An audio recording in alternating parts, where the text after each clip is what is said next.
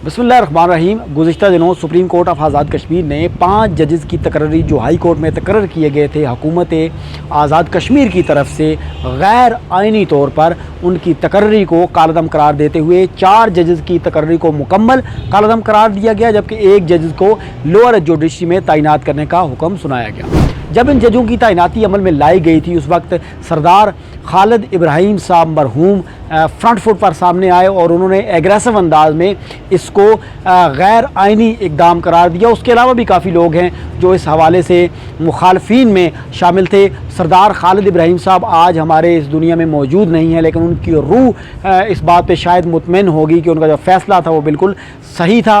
और आज आज़ाद कश्मीर की जो सबसे बड़ी अदालत है उसने उस पर अपना एक फ़ैसला सुनाया। जब ये फ़ैसला अमल में लाया गया, जब ये तकर्री अमल में लाई गई, उस वक्त सरदार खालिद इब्राहिम साहब जब फ्रंट फुट पर आए और उन्होंने गैर आइनी करार दिया तो उनकी गिरफ़्तारी के जो हुक्म थे वो भी सादर फरमाए गए थे। लेकिन देखें आज उन्हीं जजेस की तकर्री को आज़ाद कश्मीर की सबसे बड़ी अदालत ने गैर आइनी करार देते हुए मुस्तरद कर दिया है। इससे पहले भी ऐसा होता रहा है कि सिर्फ ऐसे जो मामले हैं जो मेरिट की बालादस्ती से हट कर किए गए हैं उनमें बहुत सी कंट्रोवर्शियल चीज़ें भी मीडिया पर आती रहीं। इसी हवाले से एक सहाफ़ी ने इस्लामाबाद प्रेस कॉन्फ्रेंस के दौरान राजा फ़ारूक हैदर ख़ान साहब से जब ये सवाल किया कि 5 जजेस की तकर्री गैर आइनी है और आपने नून लीग के कारकुन और मजलिस आमला के रुकन उठाकर जज तैनात कर दिए गए, तो फ़ारूक हैदर ख़ान साहब बजाय सब्र व तहम्मुल से जवाब देने के गुस्से में आ गए और शहनशाह सलामत ने उस वक्त उस सहाफ़ी को ये कहा कि आप अगर कोहाले से पार होते तो मैं आपको अरेस्ट करवा देता। अब जब फ़ारूक हैदर ख़ान साहब की गवर्नमेंट नहीं थी उस वक्त वो हमेशा मेरिट की बालादस्ती के राग अलापते थे, लेकिन अब उनकी हुकूमत मौजूद है, लेकिन मेरिट की बालादस्ती की रेशो इन 4 सालों में बाकी हुकूमतों की निस्बतन बहुत ही कम सतह पर आ गई और आखिरी 1 साल में पता नहीं ये कहाँ तक जाती है, ये तो अल्लाह बेहतर जाने। दूसरा आज का जो मामला है वो ये है कि आज सेंट्रल प्रेस क्लब में एक मुनाजरे की बात गश्त सुनाई दी। सोशल मीडिया पर भी उस हवाले से खबरें शेयर हुई।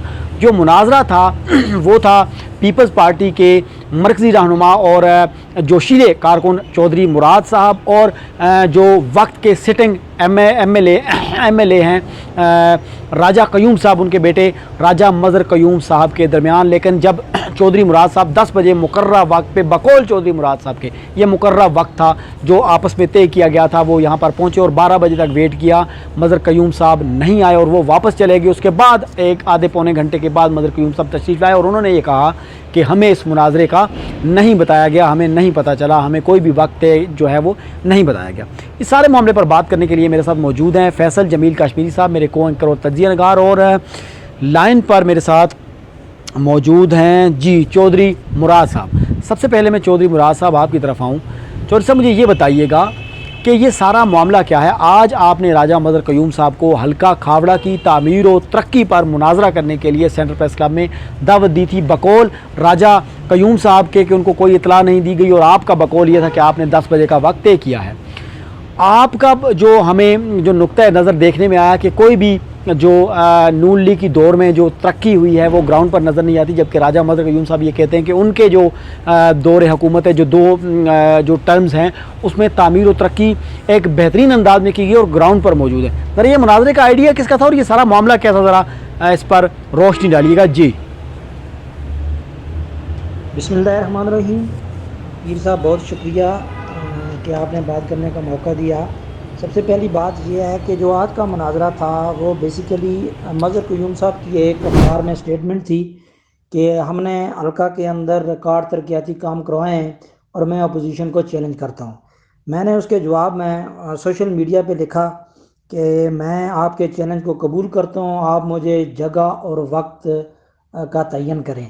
इसके जवाब में राजा परवेज़ मजीद हैं जो उनके कज़न भी हैं और वज़ीर हुकूमत राजा अब्दुल कयूम साहब के भतीजे भी हैं, उन्होंने कहा जी आप फैक्ट एंड फिगर लेकर आएँ जो ऑन रिकॉर्ड चीज़ें हैं तो मैं आपको बताऊंगा। तो मैंने उन्हें कहा जी इसके लिए बेहतरीन जगह है वो सेंट्रल प्रेस क्लब है और वहाँ सहाफ़ियों के सामने बात होगी। उसके एक दिन के बाद मुस्लिम लीग नून के जो कारकुनान हैं उनकी तरफ से कहा जी राजा परवेज़ मजीद साहब की तरफ से चैलेंज कबूल कर लिया गया है और मुराद अली वक्त और जगह का बताएं। तो मैंने उन्हें سوشل میڈیا پہ بھی وقت اور جگہ کا بتایا. پھر میں نے ان کے فرقان گردیزی صاحب ہیں جو ان کے ساتھ ہوتے ہیں, آج وہ پریس کلب میں بھی ساتھ ہوئے تھے, ان کے ساتھ بات ہوئی. ان کے ساتھ بھی ہمارا بروز سوموار 20 جولائی دن 10 بجے کا ٹائم پریس کلب میں طے ہوا. پھر کل ختیلی کے مقام پہ ایک جلسہ تھا, وہاں راجہ پرویز مجید صاحب گئے اور انہوں نے ایک دن قبل کہا جی میں نے چودھری مراد علی کو چیلنج کیا ہے, وہ چیلنج میں نہیں آئیں گے اور بھاگ جائیں گے. وہاں آپ کے ہی ایک صحافی ہیں فواد عباسی صاحب, وہ وہاں موجود تھے. انہوں نے مجھے ٹیکسٹ کیا کہ وہ چیلنج کر رہے ہیں, تو میں نے فواد عباسی صاحب سے کہا کہ آپ ان سے ابھی ٹائم لیں, کیا ٹائم طے کرتے ہیں, میں پہنچ جاؤں گا. تو فواد عباسی صاحب کے بقول انہوں نے ٹائم لیا. آج کا سوموار کا دن تھا, دن 10 بجے کا. تو میں مقررہ وقت پہ تمام ریکارڈ لے کے سینٹر پریس کلب پہنچ گیا. وہاں فواد عباسی صاحب موجود تھے, تو میں نے کہا جی آپ نے مجھے جو ٹائم دیا ہے میں اس پہ پہنچ آیا ہوں. وہاں پریس کلب کے جنرل سیکرٹری ذوالفقار بٹ صاحب بھی موجود تھے. میں اپنے تمام ریکارڈ لے کے اپنے ساتھیوں کے ساتھ وہاں پہنچا. تو ہم نے 2 گھنٹے وہاں انتظار کیا, بلکہ میں زیادہ دیر انتظار کرنا چاہتا تھا. تو پریس کلب کے جنرل سیکرٹری ذوالفقار بٹ صاحب نے کہا کہ 2 پریس کانفرنس ہو رہے ہیں اور ہمیں بہت سارا کام بھی ہے, آپ نے بھی کہیں جانا ہے, کوئی اتنا ویٹ نہیں کرتا, آپ ان کا انتظار نہ کریں, آپ چلے جائیں. میں جب وہاں سے واپس نکل آیا تو سوشل میڈیا پہ جب ہماری تصویریں شیئر ہوئی تو انہوں نے وہ تصویریں دیکھی, تو یہ ہمارے بعد وہاں چلے گئے. تو وہاں ان کے ہی وہ جو نون لیگ کے ان کے میرے خیال میں اسٹوڈنٹ ونگ کے اچھے عہدے پہ ہیں فرقان گردیزی صاحب, ان کی مجھے کال آئی جی ہم سوئے ہوئے تھے, ہم لیٹ ہو گئے تھے, تو آپ آئیں. میں نے کہا اب ہمیں اور بھی بہت کام ہے, تو اخلاقی طور پہ آپ یہ مان لیں کہ آپ سے دیری ہو گئی, تو آپ کوئی اور دن طے کر لیں. بجائے کسی دن کے طے کرنے کے انہوں نے وہاں جا کے ایک جھوٹی رام گانی جو ہے نا وہ گڑھ دیا ہے. میں آپ سے ایک مختصر بات کرنا چاہتا ہوں.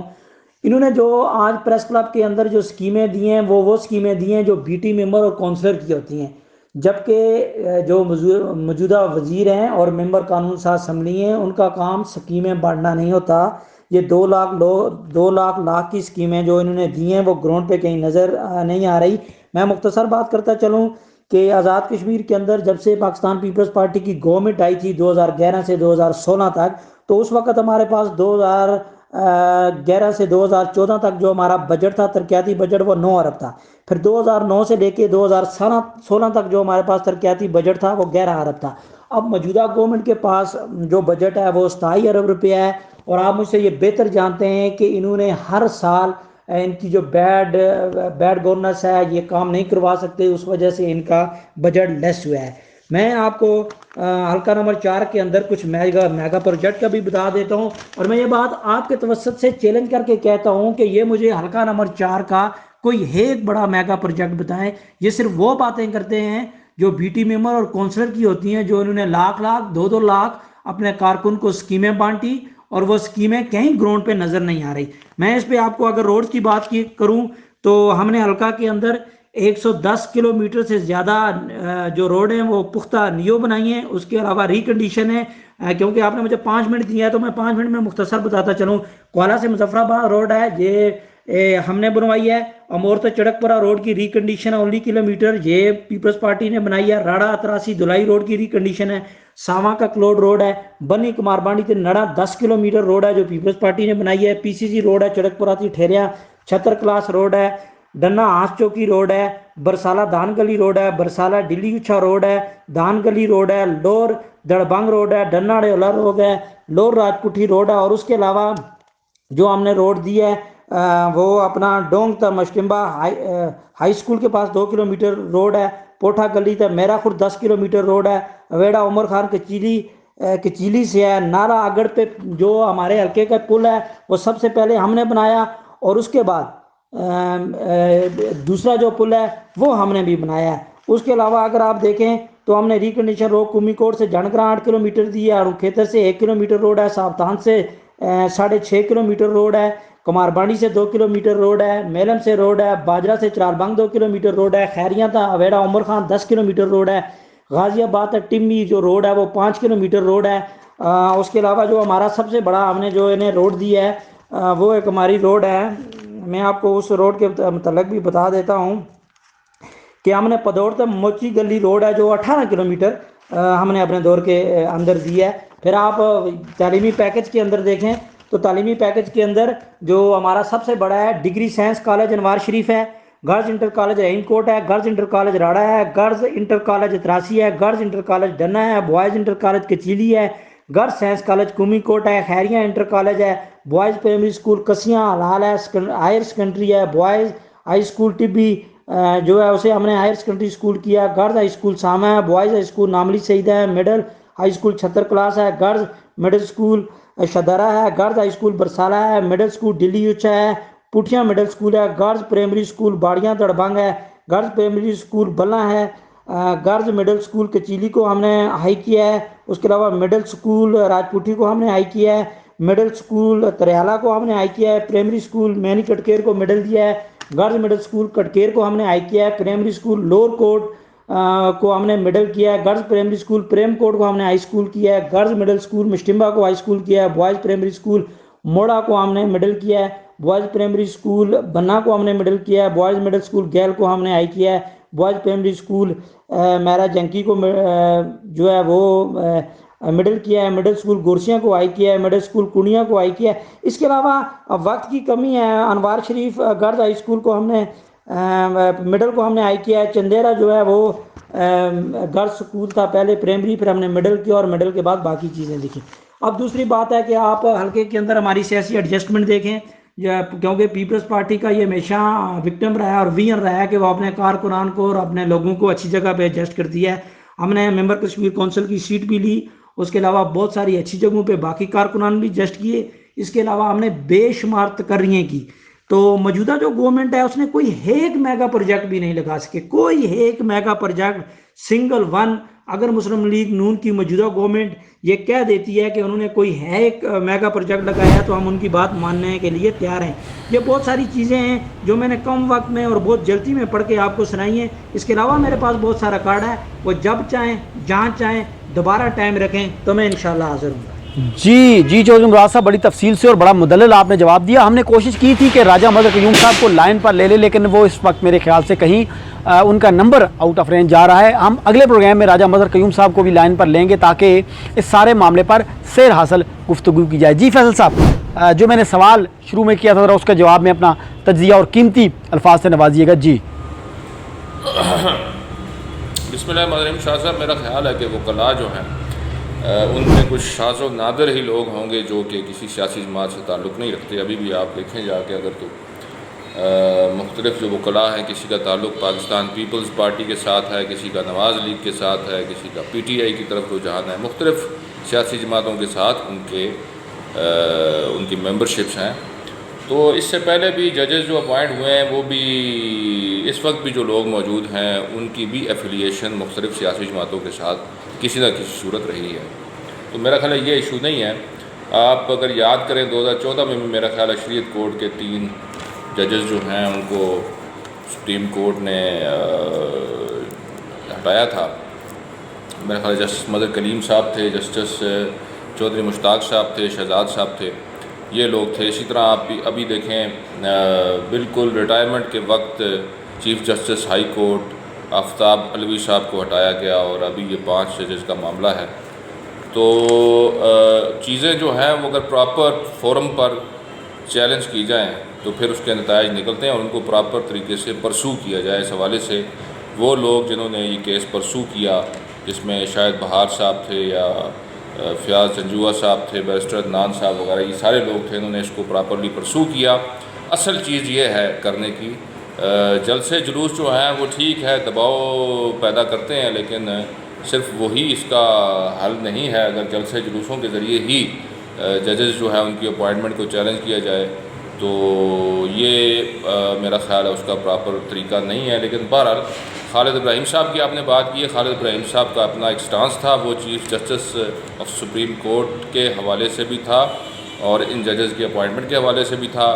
سپریم کورٹ کے جو چیف جسٹس سابق ہیں چودھری ابراہیم جا صاحب، وہ تو اپنی مدت پوری کر کے جا چکے ہیں، لیکن یہ جو 5 مزید جو ججز ہیں جن کے خلاف فیصلہ سپریم کورٹ میں آیا ہے، ان میں سے 4 ججز جو ہیں ان کو واپس بار میں بھیجا گیا ہے اور ایک جج جو ہے چودھری منیر صاحب ان کو لوور کورٹ کی طرف بھیجا گیا ہے۔ تو میرا خیال ہے کہ اب کسی نئے وینچر کے بجائے کوئی نیا سیاپا کھولنے کے بجائے کرنا یہ چاہیے کہ جو میرٹ ہے اس کے مطابق تعیناتیاں کی جائیں۔ ویسے تو یہ جو ججز ہیں جن کے خلاف فیصلہ آیا ہے، ان میں بھی دو ایک ججز جو ہیں وہ تو جن کو میں ویسے ہی جانتا بھی ہوں اور باقی لوگ بھی ان پر مطلع ہیں، بڑے اچھے اور کمپیٹنٹ لوگ ہیں، لیکن بہرحال یہ ایک خالصتاً ایک آئینی اور قانونی گفتگو ہے، جس کے لیے میرا خیال ہے ہمیں کسی پروگرام میں یا اگلے پروگرام میں یا ایک دو دن کے بعد جو اس کے ریلیونٹ لوگ ہیں ان سے بات کرنا پڑے گی، اور میں یہ سمجھتا ہوں کہ ہم انہیں پروگرام میں لیتے ہیں۔ اور یہ جو بڑا ایک سیریس ایشو ہے آزاد جموں کشمیر کے اندر کہ مختلف وزرائے اعظم جو ہیں یا صدور ہیں یا مختلف ادارے ہیں وہ بھی اس میں شامل ہو جاتے ہیں اس ساری کھینچا تانی کے اندر، تو یہ چیزیں جو ہیں ہم کب تک افورڈ کر سکتے ہیں؟ ہمیں نظام انصاف کو بازیچہ اطفال نہیں بنانا چاہیے اور اپنے جو سسٹمز ہیں انہیں ٹھیک کرنے کی کوشش کرنی چاہیے۔ جو چیزیں لکھی جا چکی ہیں، جو طے ہو چکی ہیں، ان کے مطابق ہی کام کرنا چاہیے تاکہ ہمارے جو ادارے ہیں ان کا وقار مجروح نہ ہو، ہمارے محکمے جو ہیں وہ اداروں کی جو وہاں پر اپوائنٹمنٹس ہیں ان کے اندر کسی قسم کی مداخلت شروع نہ کریں، مختلف ادارے جو ہیں ہماری مقننہ ہے یا جو باقی جو لوگ ہیں وہ جو پراپر طریقہ ہے اس طریقے پر چلیں، تو میرا خیال ہے کہ یہ سب کے ہی مفاد میں بہتر ہوگا، پوری ملک قوم کے مفاد میں یہ بہتر ہوگا۔ اس حوالے سے میرا خیال ہے شاہ صاحب ہمیں پراپر جو لوگ ہیں جو آئین اور قانون کو جاننے والے ہیں ان سے اس حوالے سے بات کرنی چاہیے، اور مستقبل میں جو وہ فورسی کرتے ہیں کہ کیا ہمارے جو ارباب اختیار ہیں وہ اسی طریقے سے کام کرتے رہیں گے کہ اپوائنٹمنٹس کی جائیں اور بعد میں لوگ اس کو چیلنج کریں اور پھر جو ججز تعینات ہو جائیں وہ فیصلے بھی کریں، وہ مراعات بھی لیں، سب کچھ ہو جائے، اور پھر جس طرح آفتاب الوی صاحب کو بالکل عین وقت پر کہا گیا جی کہ یہ میرٹ کے مطابق نہیں ہے اور ان کو ہٹا دیا گیا، تو اگر تو یہی صورتحال رکھنی ہے تو پھر تو میرا خیال ہے کہ یہ بہت شدید قسم کا ظلم ہم کر رہے ہیں اپنے اداروں کے ساتھ، جو کہ پہلے سے کر رہے ہیں لیکن اس کے اندر مزید ایڈیشن کر رہے ہیں، تو یہ نہیں کرنا چاہیے۔ ہم لوگ اس کے متحمل بہت عرصہ پہلے نہیں تھے، اب تو بہت عرصہ گزر گیا، 1971 ہوئے بھی بہت عرصہ گزر گیا، ہم نے ابھی تک جو اپنی حرکتیں ہیں ان کو درست کرنے کی کوشش نہیں کی ہے، بلکہ یہ جو کھینچا تانی ہے اس میں اضافہ ہی ہوتا جا رہا ہے، تو اس پہ ایک سنجیدہ ڈیبیٹ کرنے کی ضرورت ہے، اور اس میں جو پراپر لوگ ہیں انہیں یہ کرنا چاہیے۔ میرا خیال ہے کہ یونیورسٹی آف آزاد جموں کشمیر اس کا جو شعبہ قانون ہے انہیں یہ ایک ذمہ داری اپنی لے لینی چاہیے، وہ ان مختلف جو قانون دان ہیں انہیں جمع کریں، جو ہماری مقننہ میں لوگ ہیں جو قانون سے فیملیئر ہیں انہیں بٹھائیں اور یہ پوچھیں ان سے بھائی کہ آپ یہ ریاست جو ہے یہ جو چھوٹی سی ایک ٹیریٹری ہے اس کو چلانے میں دلچسپی رکھتے ہیں نہیں رکھتے ہیں، کیا کرنا ہے لوگوں کے ساتھ، ان کے مستقبل کے ساتھ کیا کرنا ہے، ایک اس پہ سنجیدہ ڈیبیٹ ہو جائے اور کچھ کنکلوژنز سامنے آئیں، لوگوں کی آراء سامنے آئیں، وہ پبلش ہوں، سب کو پتہ چلے کہ کون کیا سوچتا ہے، کتنی سنجیدگی کا مظاہرہ کرتا ہے، تاکہ ہمیں بھی سمجھ آئے کہ ہمارے بچے جو ہیں وہ ان کا مستقبل کیا ہے یہاں پر۔ اگر تو یہی کچھ ہونا ہے supreme court, high court, lower courts میں، اگر یہی کچھ ہونا ہے تو پھر ہمیں ایک کلیئر پکچر سامنے آ جائے، پھر ہم اپنے مستقبل کا فیصلہ کرنے میں جو ہے وہ کچھ سوچیں اس بارے میں۔ جی بہت شکریہ فیصل صاحب، آپ بھی ہمارے ساتھ تھے۔ چودھری امراض صاحب آپ کا بہت شکریہ، آپ نے اپنے قیمتی وقت سے ہمیں وقت دیا اور اپنے خیالات کا اظہار ہمارے پروگرام کی توجہ سے کیا۔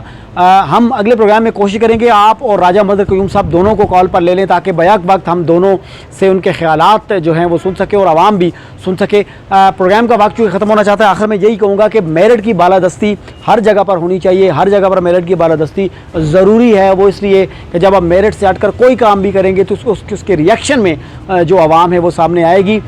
اب عوام کی ریشو اس طرح نہیں ہے لیکن کسی بھی صورت میں اس کا ریئیکشن آپ کو ضرور ملے گا، تو کوشش یہی ہونی چاہیے کہ میرٹ کی بالادستی قائم کرتے ہوئے ریاست کی بہترین فلاح و بہبود کے لیے کام کیا جائے تاکہ آنے والی نسلیں آپ کو اچھے وقت اچھے لفظوں میں یاد کر سکیں، نہ کہ بقول راجہ فاروق حیدر خان صاحب آپ کی قبروں پر سوٹیاں ماریں۔